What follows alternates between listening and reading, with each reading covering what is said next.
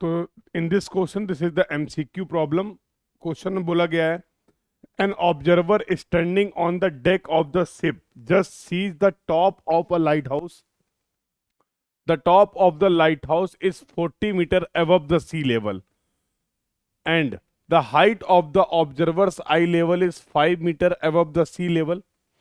So the distance in kilometer between the observer and the lighthouse. So this problem is related to the distance of visible horizon.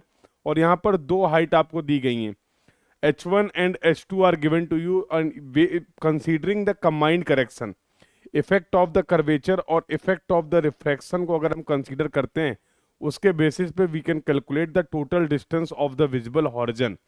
So let's see the discussion. Let's see the solution part. So H1 is given as 40 metre, H2 is given as 5 metre. अगर हम curvature और refraction के effect को consider करते हैं तो total distance of visible horizon will be equal to D will be equal to 3.855 in bracket under root H1 plus under root H2. Here H1 और H2 we need to put in metre और यहाँ से जो total distance हमें मिलेगी that we will get in kilometre. तो simply आपको H1 और H2 की वैल्यू यहाँ पर पुट करनी थी, तो value you will get in kilometre that is 33 kilometre. Question में ध्यान से देख लेना, NAT प्रॉब्लम है ये, नॉट MCQ. और NAT प्रॉब्लम के केस में आपको यूनिट्स का प्रॉपर ध्यान रखना है. यहाँ पर पूछा गया इन किलोमीटर, तो अप टू 1 डेसिमल प्लेस, तो 30.0 we will put as the answer.